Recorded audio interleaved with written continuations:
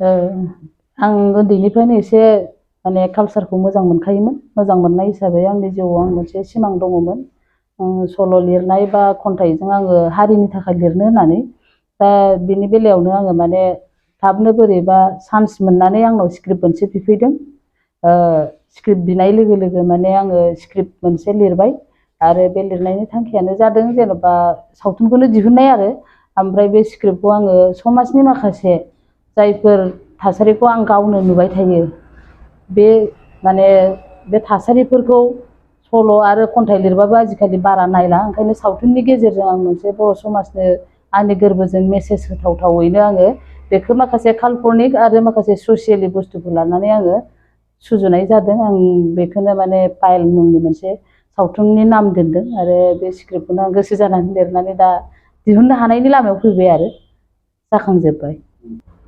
जों गिबियाव मिडियायावबो जोङो गोबां होननाय जादोंमोन जे भारानि प्रडाक्सनाव जों बे फिल्मखौ दिहुनगोन नाथाय माखासे गेजेराव जोंहा एसे टेकनिकेल उसुबिदा जाबाय।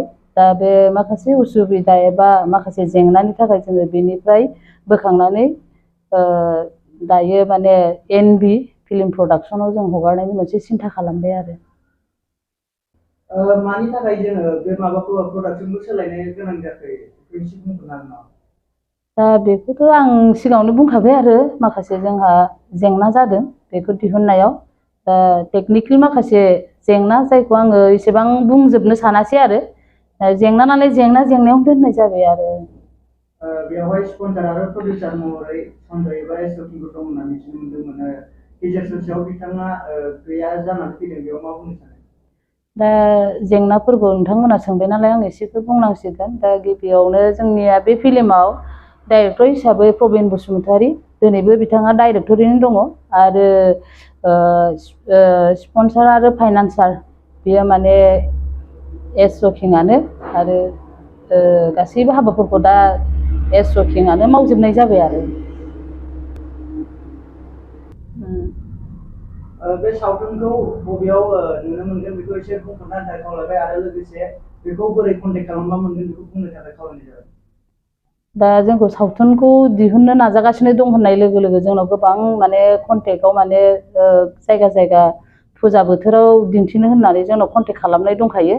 दा बेबायदिनो जोङो गोबां फुजा समावनो दिहुननायनि खोथा सिन्था खालामदों आरो दिहुननाया जोङो माने बै बिश्वकर्मानि एसे सिगां दिहुननो सानदोंमोन नाथाय माखासे टेकनिकेल उसुबिदानि थाखाय बिश्वकर्मानि सानसे बा साननैनि उननिफ्राय जों बेखौ रिलिज खालामनो थांगासिनो दं आरो। दा बेखौ जोङो दा जोंना माने हमनानै ला जोंनि बर' एरियाफ्राव कन्टेक्टफ्रा फ्राय जाफ्रामजोब्बाय आरो। रायजोफोरखौ मा खावलायहरनो सानदों दायो बे समाव?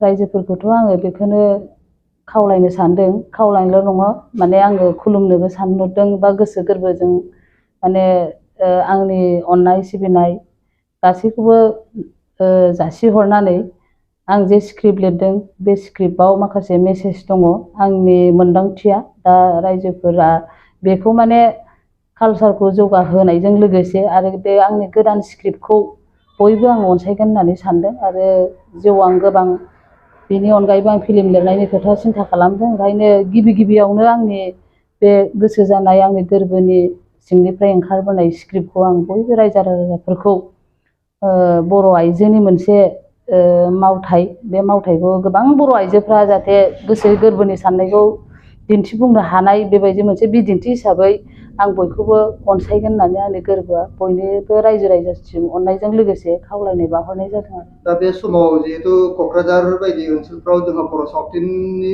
जुदि गोदान बर' सावथुन ओंखारोबा देखायनो थाखाय सिनेमा हल दङ, नाथाय जोंनि सनितपुर एबा बिश्वनाथाव जिहेतु बर' सावथुन मालाबा ओंखारोबाबो दिन्थिनो थाखाय जोंहा हल गैया, बेनि सायाव आब'आ मा बुंनो सानो?